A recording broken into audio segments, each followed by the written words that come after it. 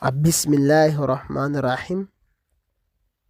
Khutuba yaffe ya leero egenda kutambulira ku mulamwa oba topiki yaffe eyitibwa al ikhlaasu, okukola kulwa Allah. Ikhlaasu okukola omulimu gwonna gw'okola ng'ogulongoosa oyagala mu kusimisa Allah subhanahu wa ta'ala. Khutuba esooka etandika bweti: alhamdulillahi alladhi arada faqaddar wa malaka faqahar wa khalaqa fa'amar wa ubida fa'athaba wa shakar wa asiya fastara wa ghafar wa ja'ala masiru alladhina kafaru ila saqar والذين اتقوا ربهم في جنات ونهر. أحمده تعالى وحمده فرض لازم وأشكره عز وجل على فضله المستمر وإحسانه الدائم. وأشهد أن لا إله إلا الله وحده لا شريك له الحي القيوم القدير القادر. وأشهد أن سيدنا ونبينا محمد عبده ورسوله المبعوث بالتوحيد والمقارم. اللهم صل وسلم عليه خير بني هاشم وعلى آله وصحبه أصحاب الصدق والعزائم والتابعين لهم بإحسان من عرب وأعاجم. أما بعد، فاتقوا الله عباد الله، فهي وصية الله للأولين والآخرين. قال تعالى: ولقد وصينا الذين أوتوا الكتاب من قبلكم وإياكم أن اتقوا الله.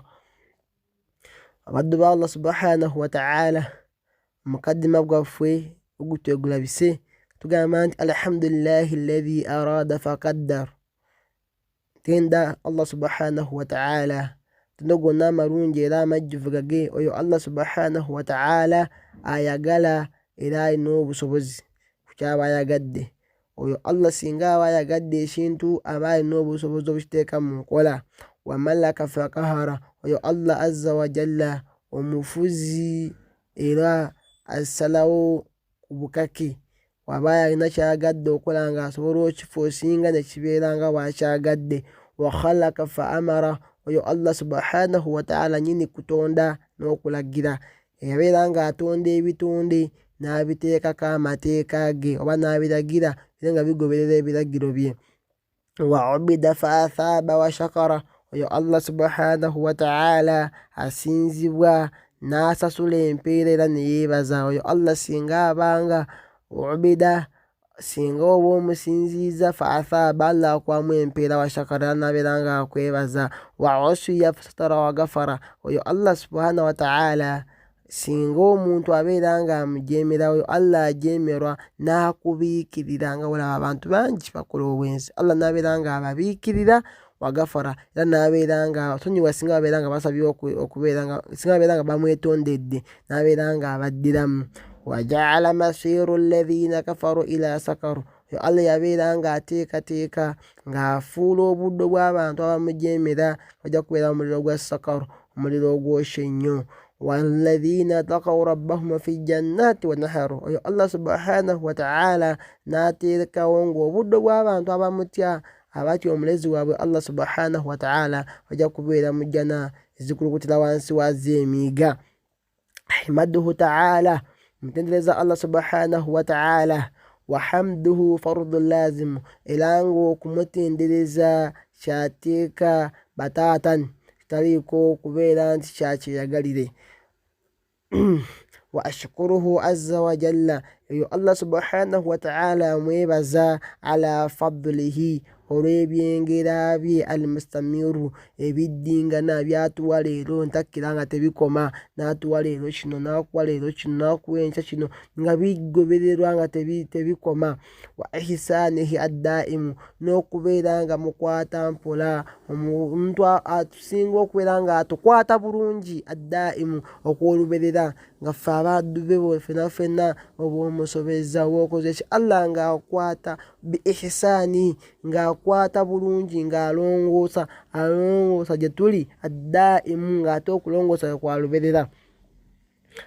Wa ashhadu an la ilaha illallah wahdahu la sharika lahu, nkakasa terikisinzibwa mutuufu okujjako Allah subhanahu wa ta'ala alyomu yekka, terikimwegattako mu bufuzi bwe. Al-hayyu al-qayyumu, oyo Allah subhanahu wa ta'ala yayimirizaawo yekka. Al-hayyu, omulamu atagenda kufa, eyatusookawo ffenna atagenda kufa. Al-qayyum, ayayimirizaawo yekka. Al-qadirun, ayina obusobozi. Al-qadirun, al-qadiru al-qadiru, oyo Allah agaba obusobozi era omusobozi ku buli mbeera, ateekateeka era n'abeera nga embeera zonna yazirwaninga.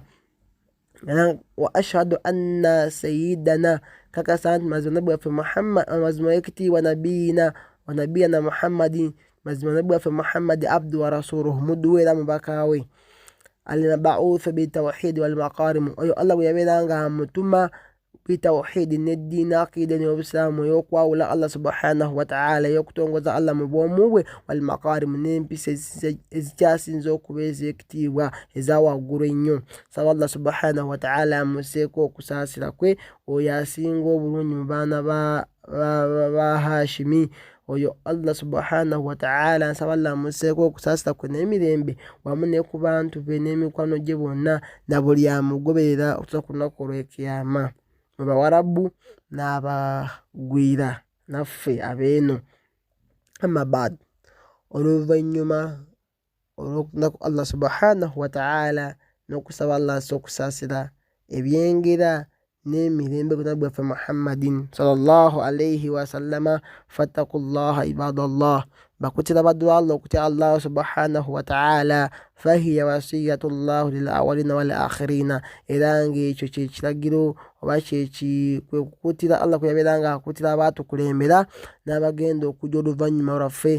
Yabeera nga Allah akutira bonna abaatukulembera n'abagenda okujja nga kye yabakwasa ng'ekiraamo oba okubeera nga ababuulirira. Yabeera nga abakuttira, ekyo yagamba mu Qur'an mu surati Nisa aya ya 10:31, yagamba nti walaqad wassayna alladhina utul kitaba min qablikum wa iyyakum an ittaqullah, yagamba nti mazima twakuutira, mazima twalagira bonna abaabakulembera abaakwasibwa ekitabo, ategeezamu Abayahudi, Abanaswara, abaki bano abaawa enjiri, bannabbi bonna abaatukulembera Allah bategeeza wano mu beerawo ebitabo, n'agamba nti min qablikum, olubereberye lwammwe abaatusookawo nga tunabakubeera nga tubeerawo, wa iyyakumu, ate nammwe bennyini kye nabeera nga mbalagira, anittakullah, kubeera nga mutya Allah subhanahu wa ta'ala. So baddu Allah mbakutira ku nsonga eyo, okubeera nga mutya Allah subhanahu wa ta'ala. Ibadallah,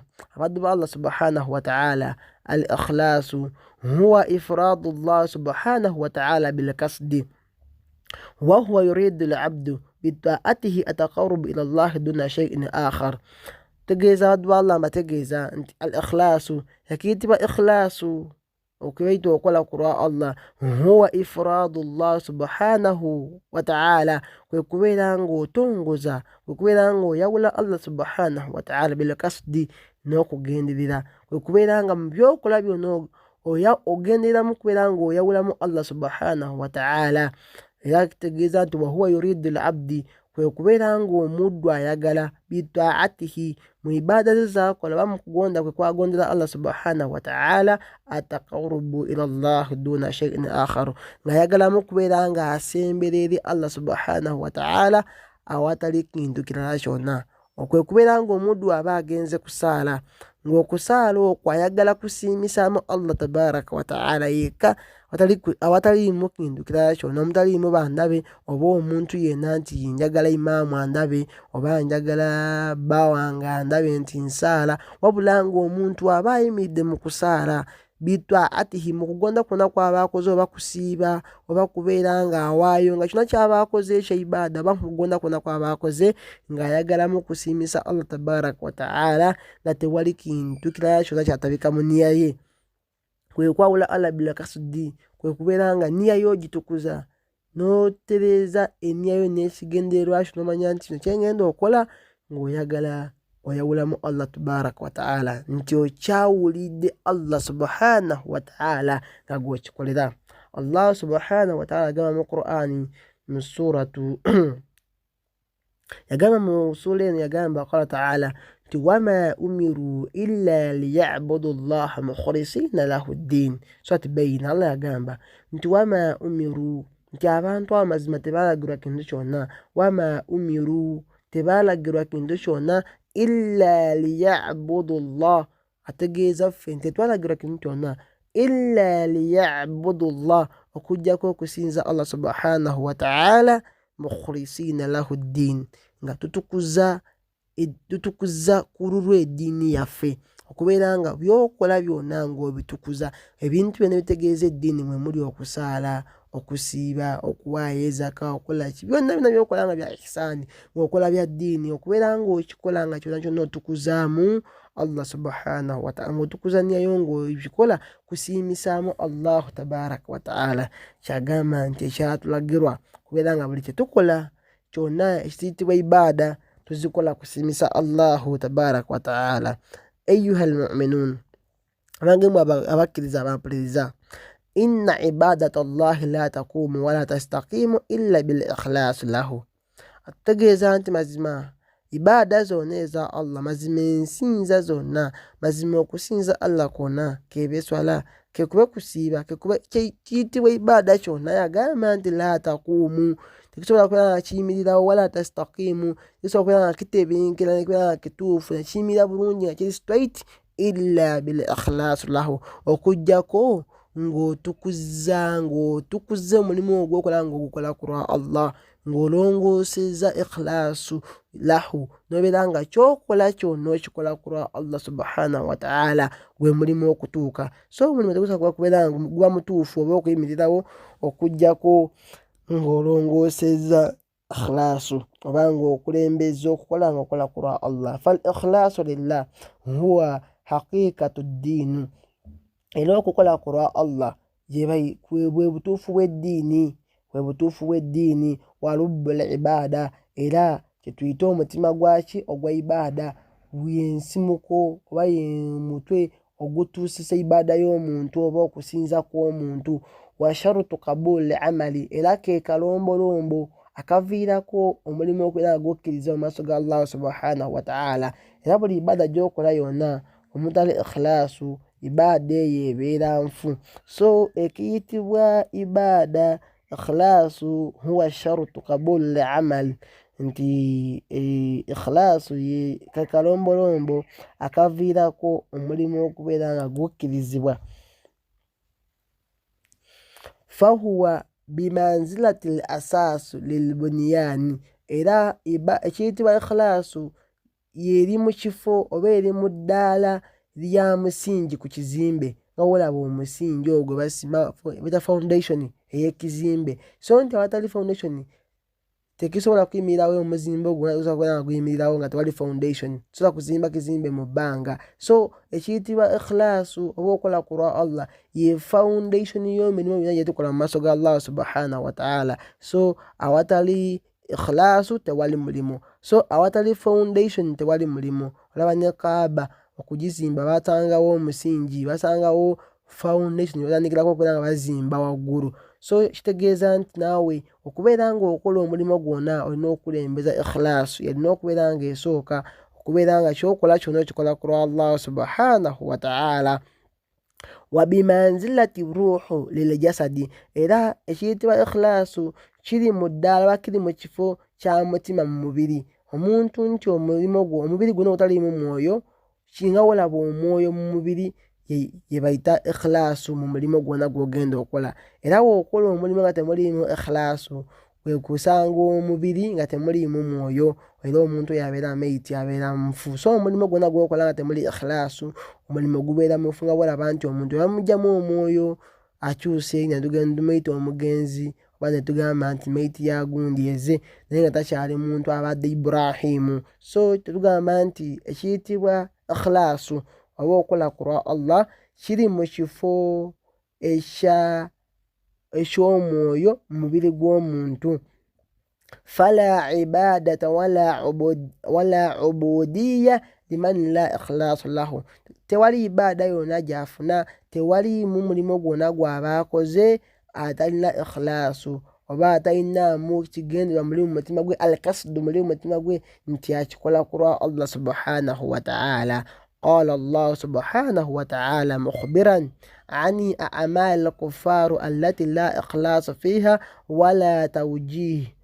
Allah agamba mu Qur'ani nga ategeeza ku mirimu gy'abantu abo abakufaaru, abantu abo abakola emirimu gyabwe nga tegiriiko ikhlaasu, nga temulimu kukola ku lwa Allah, ng'akola abantu kumulaba, bantu kumusiima, akola olwajasi lwa duniya.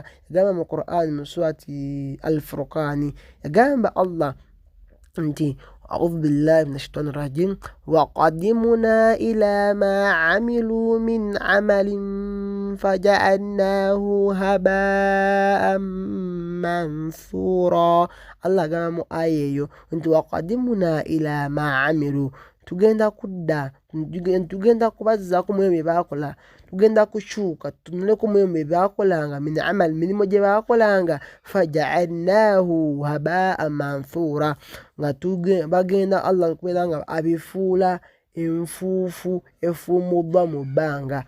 Allah tabaraka wa ta'ala emirimu gye baakola agenda babeera nga enfuufu efuumuddwa mu bbanga nebeera nga ewuna ebbanga lyonna nga temulimu yadde mulimu gwonna gwe baakola, nga baakolanga emirimu wano ku nsi ne bagenda okuddayo bakebere emirimu gyabwe gye baakolanga nga tebasangayo kalimu koona, nga balaba nga Allah abifuumudde nga walaba enfuufu mu bbanga, tolina gy'osobola kubeera ng'okwasaako. So Allah tabaraka wa ta'ala ategeeza nti omuntu yenna akola omulimu nga temuli ikhlaasu, abikola ku bigendererwa birala nga takolamu kusiimisa Allah tabaraka wa ta'ala, yagamba nti ku lunaku lw'ekiyama abantu abo ajja kubeera nga bagenda okeberaku mu bye baakolanga mu mirimu gyabwe nga tebasangamu kantu konna, nga Allah abifuumudde mu bbanga nga walaba enfuufu. Fahaadha al-ihbaatu li'amali والإبطال لسعي نصيب كل من لم يخلص لله تعالى في قوله وعمله إلى وقت. فهذا الإحباط للعمل كيفيراكو emirimu gy'abantu okubeera nga gisazibwamu, والإبطال لسعي n'okubeera nga emirimu gyabwe gifa nga byonooneka byonna bye baatabakaniranga mu nsi muno. Nasibu era gwe mugabo kullu man lam yakhlis lillah, eri oyo yenna atatukuza niya ye, atalongoosa mulimu we gwonna gwagenda okukola nga akola ku lwa Allah subhanahu wa ta'ala, fi kawulihi mu bigambo byayogera, wa amalihi n'emirimu gy'akola. Bangi nnyo nga ne waba ayogera kigambo tagenderamu kusiimisa Allah tabaraka wa ta'ala, wabula ayogera mmwe mubeere nga musiima, abantu baseke, abantu bakole ki, naye nga tagenderamu nti byenjogera bino nsobola okufunamu empeera. N'emirimu gye bakola bangi byakola nga akola komedi, yayagala abantu mbeere nga museka mumwagire mu following, naye nga takolamu kusiimisa Allah subhanahu wa ta'ala. Era wano mujja kulaba ku hadithi y'omubaka sallallahu alaihi wasallam abeera nga ayogera ku bantu abasomesa bangi nnyo bairimu bakola nga ye ne ka kiripu akatono kati ayagala abeere nga afuna ba followers, nga takola kusiimisa Allah wabula nga ayagala kubeera nga abantu be babeera nga bamufollowinga, bamulikinge, bamusubscribing. Nomulaba saazi n'abantu bakyuse, ensi eyonoonese, nokwata ebitundu ebyekyama babikwata teka kubeera nga biteeka ku social media bafune ba followers ne ba likes. So bantu bangi nnyo kati bayonoonese, tebakyakola ku lwa Allah, bakola lwa kusiimisa bitonde. So Allah subhanahu wa ta'ala agamba mu Qur'ani mu suratu Hud aya ya 15-16 embaserabidde. Allah agamba nti Allah agamba nti man kana yuridu lihayata ad-dunya wa zinataha nuwaffi ilayhi. Agamba Allah subhanahu wa ta'ala nti man kana yuridu lihayati ad-dunya wa zinataha nuwaffi ilayhim a'malahum fiha wa hum fiha la yubkhasun ulaika alladhina laysa lahum fil akhirati illa nar wa habita ma sana'u fiha wa batilu ma kanu ya'malun. Allah agamba mu Qur'ani mu aya eyo nti man kana yuridu lihayata ad-dunya, nti oyo yenna ayagala obulamu bw'ensi eno, wa zinataha n'ebyokwewunda byayo, nga buli kimu kyakola akola kufunamu obulamu bwa nsi eno, kweyagala mu duniya n'ebyokwewunda byayo. Yagamba nuwaffi ilayhim a'malahum fiha, nti abantu abo tubangwiriza emirimu gyabwe mu nsi muno eno. Allah abateeramu obwangu, abagombolerako buli kye bakwatako abeera nga abaweerawo. وهم فيها لا يبخسون era mu nsi muno tebaseerwamu yadde tebaseerebwa. Allah abaweera ddala n'abawa n'abagodomolako n'abaweera ddala nga teri kwekwasa kwonna kwonna yadde nti loosi. N'agamba nti ulaika alladhina laysa lahum fil akhirati illa naar, mazima abantu abo beebo lunaku lw'ekiyama nga tebagenda kufunayo kantu konna okujjako omuliro. Yagamba Allah subhanahu wa ta'ala nti wahabita ma sana'u fiha, nti bigenda kwonooneka byonna bye baakolera mu nsi muno eno, wa baatilu ma kaanu ya'maluun, era byonooneke ebyo byonna bye baalinga bakola. So bagenda kujja ku kiyama nga bye baakolanga byonna, emizikiti gye baazimba, ensulo ze baasima, ebiki byonna bye baakola nga temuliimu yadde empeera ewa Allah subhanahu wa ta'ala. Naye nga ku nsi kuno baafuna ettutumu, baafuna obuyinza, baafuna okwagalwa, baawaanibwa, naye ng'ewa Allah subhanahu wa ta'ala muliro gwe gubalinze. Hadithi yengenda okubeera nga nkulembeza mu musomo guno eva ku Abi Huraira. Hadithi egamba bweti: fa'ani Abi Hurairata radiyallahu anhu anna nabiyya sallallahu alayhi wa sallam qala inna awwala an-nasi yuqda yawma al-qiyama alayhi rajulun istashhada fa utiya bihi fa'arafaha ni'mahu fa'arafaha qala fama 'amilta fiha qala qataltu fika hatta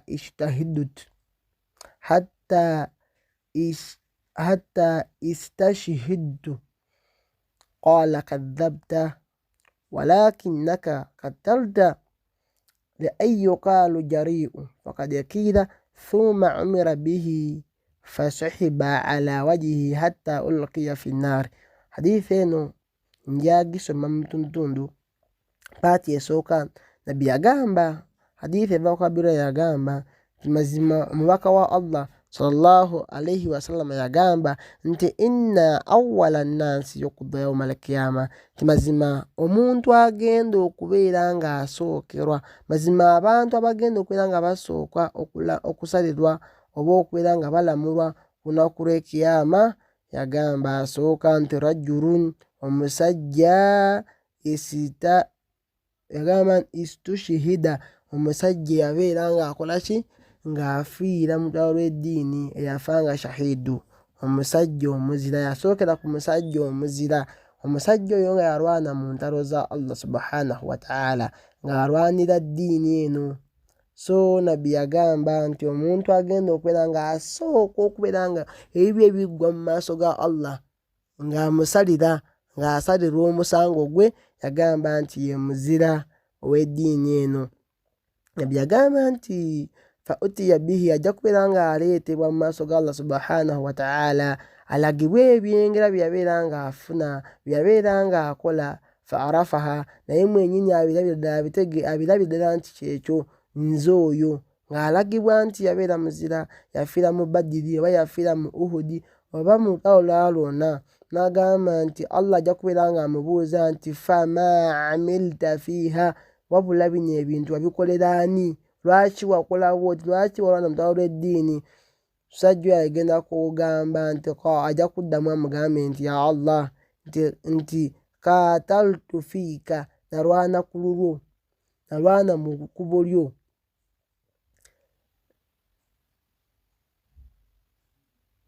N'agamba nti hatta istushhidtu, okutuusa lwe nabeera nga nfiiramu n'enfa nga ndi muzira.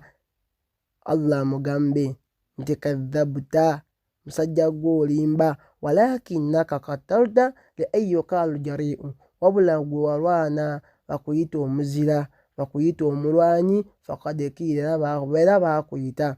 N'agamba nti thumma umira bihi, Allah abeere ng'alagira fasuhiba ala wajihi, abeere ng'awalulwa, bamuwalulire ku feesi ye, ku kyenyi kye, nga bawalula wansi bwe bati hatta ulqiya fi nnaari, okutuusa bagenda okubeera nga akasukibwa mu muliro omuntu oyo. Naye nga wano mulaba omulimu kungulu nga gwali mulungi, yabeera ng'alwana mu kkubo lya Allah, era mu lutalo lwa Uhudi, embasa erabidde lwali lwa Uhudi, waliwo sahaba omu yajja n'alwana nga muzira nnyo, yatemaatema abantu nnyo. Abubakar n'abeera nga yenayena nga yeewuuniikiridde, n'abeera nga atya nga yeewuuniikirira, n'agamba subhanallah, musajja nga mulwanyi. N'agamba ya Rasul, n'ayita n'Omubaka nti laba omusajja oli nga mulwanyi nnyo. Omubaka n'amugamba nti omusajja oyo wa muliro. N'atategeera nti lwaki. Abubakar n'amusemberera n'amugamba musajja gwe, n'amuddamu ekigambo kimu, ndinona lwa ddiini y'Obusiraamu, ndinona lwa kika kyange, tinwanirira kika kyaffe kino eky'Abakuraishi. So abantu bangi basobola okubeera nga mu byakola byonna ng'olabanga akulembeza Obusiraamu n'enkofiira gyambadde, naye nga ye kyakola mu mutima gwe muli munda nga wallahi tabikola lwa ddiini, wabula nga abikola olw'ebigendererwa ebirala. Kati abantu ng'abo, wadde nga musiraamu, wadde nga ayambadde kanzu, abantu abo nabbi waffe yagamba nti bwe bagenda okubeera nga basooka okubeera nga bakasukibwa mu muliro. Nabbi n'agamba omusajja ow'okubiri, agamba nti warajulun ta'allama al-ilma wa 'allamahu wa qara'a al-Qur'ana. Yagamba nti omusajja abeera nga asoma irimu, n'asoma n'anoonya okumanya, era n'abeera nga ayigiriza n'abalala, n'anoonya okusoma era n'ayigiriza n'abalala. Wa qara'a al-Qur'ana, n'asoma ne Qur'ani era n'agiyigiriza. Katugambe n'agamba nti omusajja agenda kwetaba olunaku lw'ekiyama mu maaso ga Allah, bamulage byonna bye yakolanga abirabeko bulungi, bamubuuze nti fama amilta fiiha, bino ebintu bino wabikolera ani? Qaala, ajja kuddamu agambe nti ta'allamtu al-ilma wa 'allamtuhu wa qara'tu fiika al-Qur'ani. Agamba nti ya Allah, nze nasoma irimu, nanoonya irimu nengisomesa ku lulwo. N'agamba nti wa qara'tu fiika al-Qur'ani, era nensoma Qur'ani ku lulwo. Allah amugambye nti kadhabta, musajja gwe olimba, walakinnaka ta'allamta al-ilma liyuqaalu 'alimun. Wabula musajja gwe wanoonya irimu, wasoma bakuyita omusajja omumanyi. Fakad kiila, bakuyita omumanyi. N'agamba nti wa qara'tu al-Qur'an, era wasoma Qur'ani liyuqaalu huwa qaari'u, bakuyita omusomi wa Qur'an. Musajja oli qaari'u mulungi nnyo, ng'awula nnyo eddoboozi, aliko eddoboozi essuufu. Seeka gundi asoma Qur'ani, naye nga ebigendererwa bye wali olina byakuyita musomi wa Qur'ani. N'agamba Allah subhanahu wa ta'ala nti faqad kiila, era bakuyita omumanyi, bakutendeza, bakuwaana, bakuyita omusomi wa Qur'ani. Thumma umira bihi, oluvannyuma Allah n'alagira fasuhiba ala wajihihi, abeere nga awalulirwa, naye abeere nga bamuwalula ku kyenyi kye, hatta ulqiya fi nnaari, okutuusa lwagenda okubeera nga kasukibwa mu muliro.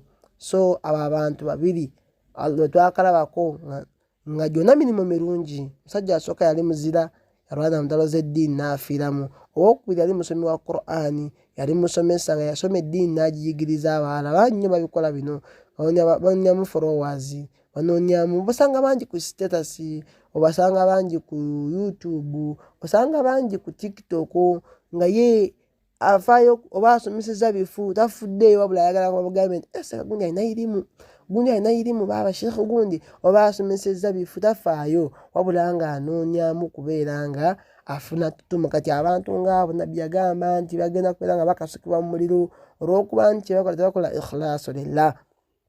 Era tujja kulesembera ekigambo ky'obumanyi omu ku nsonga y'okusoma irimu eno. Yagamba nti mu kusookera ddala okusoma kuno, yagamba omugezi omu nti ffe twali tusoma nga tutuula wansi mu mizigiti, okusoma nga kuli mu baraka, naye oluvannyuma baateekawo amadaarisi, amasomero, abantu Allah n'ajja baraka mu kusoma. Tusanga abantu nga bakulembeza amasomero, nze sebo ndi w'Ebugembe, nze ndi w'Egundi, sebo nze ndi w'Ebiraali Bwayise. So kati ng'omuntu avuddeko ebyo, sebo nze ndi w'Emadiina, bakulembeza kati masomero, kusoma ne kuggwamu baraka. Omuntu asanga oli nze ndi w'Emadiina, nze ndi w'Ekuwait, nze ndi w'Eriyadh, nze ndi w'Egundi. So bebasigaza. N'agamba nti wada'at al-karaasi, era nga bateekamu entebe mu kusoma, ate fazahabati atawadhi'u, ne baleeta desiki, entebe ze batuulako abantu nga basoma. okusoma ne kugwamu okwetowaza. Osanga oli nga omusomesa atudde n'omuyizi atudde, bonna oli ali ku WhatsApp oli ali ku gundi, so kati ng'okusoma kwagwamu tawadhu, basigaza kwezinga istikbaran. N'agamba nti wadaat shahadaati, ne babeera nga bateekawo ate shahada tetuyita certificate, fadhahabati al ikhlaasu negenda. Kati buli omu osanga bangi nnyo nga bali ku ssomero asoma kufuna kipapula bangi nnyo, basanga ku jamiati ez'enjawulo, ali ku jamia nze sebo noonyayo baluwa, nina ofuna ebbaluwa eno, nina ofuna baluwa ya sharia, nina ofuna baluwa y'egundi, yagala diguri mu gundi, naye nga tanoonyamu ikhlaasu nti asoma kulwa Allah, asomesa eddiini ya Allah. Bangi nnyo nga basoma ddiini eno, naye ng'okusoma kwe basoma si kusiimisa Allah tabaraka wa taala, wabula basoma kufuna feemu, ekiyita femiti. Omuntu abeere nga afuna tutumu, kumanyikwa, kumutegeera na kuzimbira ku bantu na kweraga. Bangi nnyo basanga oli sebo nasoma sharia, nze gwoliko nakola sharia, n'abeera nga n'ekifo akiramulako. Ali arishuwa, ali enguzi, wakozesa sharia, n'agamba nti kati ensi yaffe si yaffe yayonooneka, si yaffe si ya busiraamu. Ani agamba nti ensi etali ya busiraamu, busiraamu tebulamulayo? So kati n'osanga abantu nga bwebityo ebiri, naye nga buli omu anoonyaamu tutumu na kumanyikwa. Tusanga baseeka bangi nnyo nga yasoma irimu azze mu kuvuma banne, kulangira oli gw'osingako lwaki tomuyigiriza, mutuuze wansi omuyigirize gwe by'omanyi by'atamanyi. Osanga oli ng'olinawo omusingako oba Qur'ani y'enfu oba kiki, beera ng'omutuuza omwongereko, omugolole, omutereeze, okusinga ate okuuza social media oddemu obeere ng'oyogera. Kubanga social media taba takugenda afunamu, wabula bw'oba omutuuziza wagenda ofunamu n'okwebaza. So kati emirimu gino eno gyonna gye tukola abasinga obungi gyayonoonera ikhlaasu yafa. N'okusoma kati okusoma bangi basoma nga yasoma afuna mpapula, akanzireyo nsooke nfune ebbaluwa ya nanka, nfune ebbaluwa ya thanawi eno. Tolaba oli nga asoma afuna ebbaluwa ya thanawi, oli asoma afuna ebbaluwa ya idaadi, oli asoma afune saabia. Shahada ze baliko saawa zino eno, nze ndi w'e Madiina, bazza ku mannya g'amasomero, nze ndi w'e Madiina, nze ndi wa diguri, nze ndi wa doctorate, nze ndi wa magistrate, wali awo ne mwayagala nze ndi wa masters, nze ndi wa PhD, bwe bityo ebiri. So kati ebyo byonna byagamba nti buli omuntu akola omulimu nga temulimu ikhlaasu, okubeera nga gukola ku lwa Allah, yagamba nti fahabita ma sana'u, byonna bye bakola ebyo bigenda kubeera nga bibefaaganirwa, bigenda kubeera nga abeera mu khasiriina.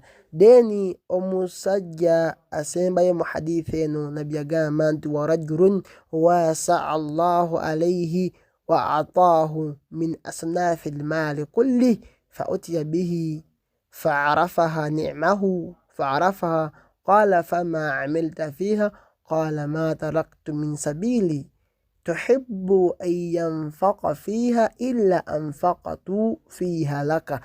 Ajagamba nti byagamba nti omusajja omulala y'omusajja rajulun wasa'a Allahu alayhi, oyo Allah gwe yagaziyiza, wa ataahu min asnafi almaali kulli, Allah gwe yagaziyiza n'amuwa buli kika kya maali, kye bayita maali mulimu ebika bingi. N'agamba nti omusajja oyo Allah nga yamugaziyiza riziki, ekisooka yamugabirira, wa ataahu min asnafi almaali, n'amuwa buli kika kya riziki kyonna. Mayumba agayina, sente enkalu aziyina, ebirime abiyina, ayina ebisolo ebyokulunda, ebyobulunzika abiyina, buli kimu ng'akiyina nga Allah yamuwa buli asnafi almaali, buli kika kya sente ng'akiyina. Amaduuka agayina, ayina ebyokutunda, byonna nga Allah yabimuwa. Engoye azambala, mu motoka agayina, bizimbe abiyina. N'agamba nti omusajja oyo nga yabeeranga ng'abiwaayo, agenda kuleeta olunaku lw'ekiyama alagibwa ebyengera byo byonna, abirabira ddala nti bye akasente kituufu kyekyo, akitegeere nti kyekyo oyo yenze. Amubuuze nti lwaki, fama amilta fiha, wabikozesa ki, oba lwaki wakola bino, lwaki wabeera ng'osaadaaka? Omusajja agambe nti ma taraktu min sabirin tuhibbu an yunfaqa fiha illa anfaqtu fiha laka, nti saagirwako muntu yenna, saalekayo muntu yenna ng'akutuse ku kkubo, oba saafunayoko omuntu yenna ng'alina obwetaavu bwonna ng'ayagala okubeera ng'amusaadaakira okuggyako nga namusaadaakiranga ku lulwo. ajagamba Allah nti ya Allah sajjirwako mwetaafu yenna, sajjirwako omuntu yenna akutuuse ku kkubo, sajjirwako yenna ali mu sabiiri yenna nga yeetaaga obuyambi bwange okuggyako nga namuyambanga ku lulwo. Allah agambye nti kadhabta, omusajja gw'olimba, walakinnaka fa'alta, olwa naye ekituufu kiri nti wabikola liyuqaalu huwa jawaadu, bakuyita omugabi. Omusajja oli baaba mugabi, olaba ne gunya muwaddeyo etaano, bakuyita omugabi, bakuyita omusajja alina sente, omusajja omugagga bangi nnyo, omugagga nga w'omuwaanamu akuwaayo. Gundi gwe sseka gw'otuyimirizaawo baaba twesiima buli kimu ky'okola n'akwata ekizike n'akuwa, nga si omusiima bw'oti n'omuwaanawaanamu ng'akuwa bangi nnyo. Kati nga yabikola bamu bakuyita omugagga, mugagga waffe atukuumye ekyalo kino kyonna, atugabirira, atuyimirizaawo. Kati nga omuwaana bw'otyo nga bangi bakuwa, so kati nga wayagala bakuyite naggagga era baakuyita. Faqad kiila, Allah agambye nti baakuyita.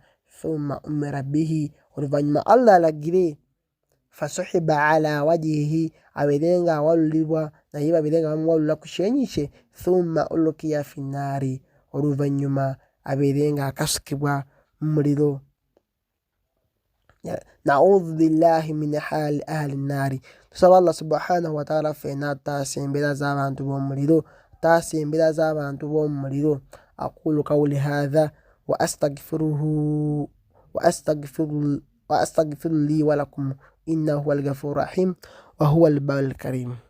Khutuba yaffe esooka bw'etyo bw'eri. Khutuba ey'okubiri nja kugifunza mangu mangu olw'obudde. Khutuba ey'okubiri ngamba nti alhamdulillahi ala ihsanihi, tatendezebwa Allah subhanahu wa ta'ala, oyo Allah atenderezebwa olw'okubeera nga atukwata mu mbeera ekyasinza okuba ennungi. Amma ba'd, oluvannyuma olw'okumutenda Allah subhanahu wa ta'ala, ayyuhal mu'minuuna, abange mmwe abakkiriza, ittaqullaha wa akhlisu a'malakum lillah, baddu ba Allah mbakutira okutya Allah subhanahu wa ta'ala, wa akhlisu a'malakum lillah, era mbasaba nnyo mbakubiriza okubeera nga mulongoosa emirimu gyammwe nga mugikola ku lwa Allah subhanahu wa ta'ala. Fa inna Allaha aghna ashurakai an shirki wa huwa ya'lamu kha'inatul a'yun wa man tukhfa suduri. Baddu ba Allah mukimanye nti Allah mugagga, oba asinga byonna byemugattako nga bakola shiriki, mugagga okusinga byonna bye bamugattako. Abantu abagigenda ne basaba bye bamweripako Allah nga babimuteekako, Allah mugagga okubisinga. Era mukimanye nti Allah amanyi ebyo byonna byonna ebyekwese ku maaso gaffe. Allah amanyi byonna byonna amaaso gaffe ge biterese. Wa min tukhfa suduri, era n'ebyo byonna ebyekwese mu bifuba byaffe oba mu mitima gyaffe Allah abitegeera ddala mukitegeere. So beere nga olongoosa emirimu gyo. Allah yamanyi ekiri mu mutima gwo, amanyi ebiri mu maaso go byonna. Hadithi eva ku Abi Hurairata radiyallahu anhu ani Abi Huraira Abdurrahman ibn Sakhri qala, hadithi eva ku Abi Huraira Abdurrahman ibn Sakhri agamba nti qala Rasulullah sallallahu alayhi wa sallama, inna Allaha la yanzuru ila ajsamikum wala ila suwarikum walakin yanzuru ila qulubikum, rawahu Muslim. Hadithi ya Abi Huraira abeera nga ategeeza nga alipotinga, yagamba nti omubaka wa Allah sallallahu alayhi wa sallama yagamba nti inna Allaha la yanzuru ila ajsamikum, yagamba nti mazima Allah subhanahu wa ta'ala tatunulira ku mibiri gyaffe gino, nti ono wa brown, ono muwarabu, ono wa blaaka, ono waaki, wala ila suwarikum, wadde ku bifaananyi byammwe, nti ono afaana bw'ati, ono mubi, ono mulungi, ono muki, mpozi ayambadde bw'ati suuti, ono wa kanzu, ono wa nkoofiira. Yagamba nti Allah subhanahu wa ta'ala tatunulira ebyo byonna, oba yambadde kanzu njeru oba ya blaaka, tibyafaako, oba otaddeko ekiremba oba otaddeko enkoofiira. Yagamba nti Allah tabaraka wa ta'ala tatunulira ebyo, wabula Allah subhanahu wa ta'ala yanzuru ila qulubikum, ya Allah subhanahu wa ta'ala atunula mu bifuba byammwe, atunula mu mitima gyammwe, afa ku kiri munda mu mutima bangi nnyo bajja okusaala awo nolaba jama nga nnene naye ng'abazze okusaala tebawera n'essifu jama eyo gy'olaba nga balinga batono nnyo abazze okusaala. So kati Allah tatunula ku bantu bazze bungi bwabwe guno ne baba akubye omuvaazi asobola okujja awo ku muzigiti ng'aze kubanja ng'amanyi nti ono gw'abanja waasobola omusangirawo okumusinkana mu swala kubanga tagwa swala najja n'abeera awo naye ng'azze mu swala naye ng'aswamye oli gw'azze kubanja olwo balaba nga batudde awo ng'alina gw'aswamye bw'afuluma bwati nga naye afuluma ese kagundi ng'obadde ombuzeeko kumba azze kubanja kasente ke kati gwe olaba abajja ku muzigiti n'olowooza nti azze kusaala wabula nga mu mutima gwe kirala nnyo ekirimu bangi asobola okujjawo ng'azze kubba ngaato n'atuulaawo nga talamuzi mukuba bonna bikaddekadde bwe ati n'atuulaawo n'alinda paka n'agenda nammwe nga mulowooza azze kusaala kumba abadde azze kuswama ngatto naye ng'ate nnyinizo azituddeko kumpi aziraba. So Allah subhanahu wa ta'ala talinga ffe ye atunula ku kiri mu mutima gwo tafa ku bintu by'oyambadde na bungi bwammwe. Nabbi hadithi gye ngenda okubeera ng'ensembyayo hadithi ya Saadi bni Abi Waqasi radiyallahu anhu qala yagamba nti qala Rasulullah sallallahu alayhi wa sallama innama yansuru Allahu hadhihi al-umma bidaifiha wa bida'watihim wa salatihim wa ikhlasihim. Hadithi njagaddemu nze nabbi yagamba nti Allah subhanahu wa ta'ala agenda kutaasa ummenu yayogera ebintu bingi wabula kinjagaddemu ekisembayo nti wa ikhlasihim yagamba nti agenda kutaasa ummenu ng'asinziira ku kulongoosa kwabwe gyali okulongoosa kwa ummenu emirimu gyabwe gye balokola nga bagikola ku lwa Allah subhanahu wa ta'ala ajasinziira ku mirimu gyabwe gye bakola egyo ku lwa Allah ataase ummati Muhammadin sallallahu alaihi wasallama negye munakuba nga mukola abantu gavumenti mukolera gavumenti temukolera ku lwa Allah yagamba nti Allah ummenu ajja kubeera nga tagitaasa naye ajja kubeera nga agitaasa olwo mu bunafu bwayo bwerimu eno ebanga lyenaamala ng'ekola ku lwa Allah subhanahu wa ta'ala. Omaliriza waqasidu ya ibadallah anfusakum hatta takunu min ahli ikhlasu badduba Allah mugezeeko nnyo okulongoosa ebigenda byammwe mugezeeko nnyo okubeera nga mutukuza emirimu gyammwe badduba Allah subhanahu wa ta'ala mwerongoose mwekka mwetereze mwekka enkola y'emirimu gyammwe okutuusiza ddala munaabeera nga mubeera mu bantu abalongoosa ku lwa Allah okutuusa munaabeera nga muyingira mu bantu abakola ku lwa Allah subhanahu wa ta'ala alladhina a'maluhum kulluha lillahi wahdahu abo ng'emirimu gyabwe gyonna gye bakola bagikola ku lwa Allah subhanahu wa ta'ala la yuriduuna bidhalika min annasi jazaa wala shukura nga bye bakola ebyo tebaagalamu kyonna okuva eri abantu okubasiima wadde empeera nga bakikola naye nga tebaagalamu muntu yenna kubeera nga abasiima oba awaddeyo mu muzigiti nga tayagalamu muntu kubeera nga amutuutuubya na kumusiima wadde okubeera nga baagalamu empeera nga oba osanze omuntu nga mwetaavu n'omuwa nga toyagalamu nti naye oluvannyuma naye akuwe wabula nga oyagalamu Allah subhanahu wa ta'ala akusiime. Awo wenzija kaida era nga amaliriza kaida eno mwena ngibawa nabbi yagamba nga tukitegeeza ku nsonga ey'okola eyo tukole emirimu gyaffe ku lwa Allah. Kaida eyo gye mbawa kaida egamba bw'eti nti idha aradta alla tandamu ala shay'in if'alu kullu shay'in liwajhi Allah.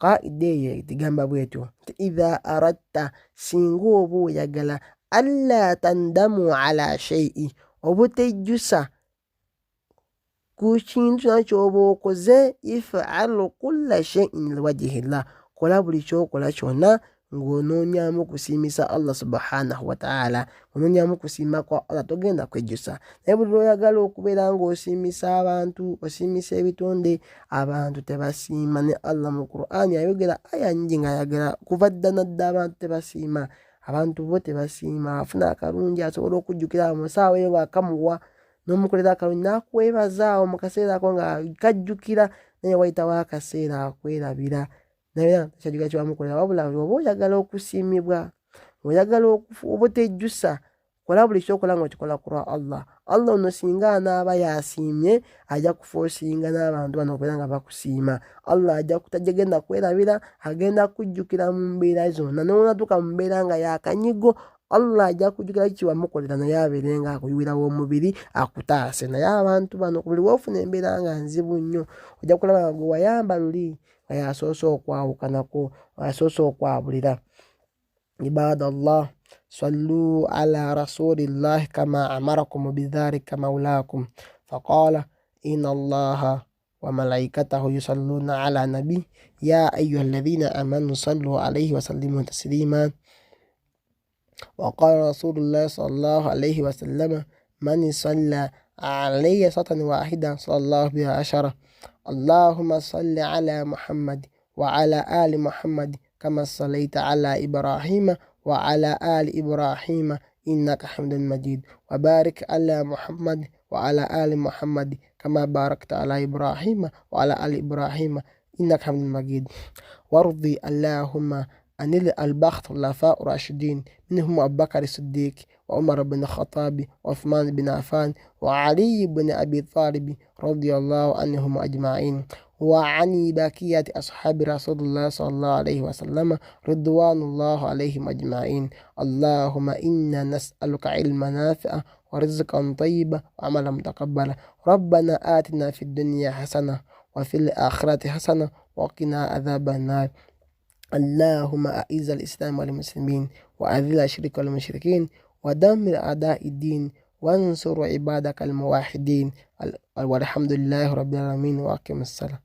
أخوكم في الله إبراهيم Kintu Antonio nabagambe emisomo gino gitungibwa muganda wammwe kulwa Allah Ibrahim Kintu Antonio. Namba y'essimu eryawo wansi 0756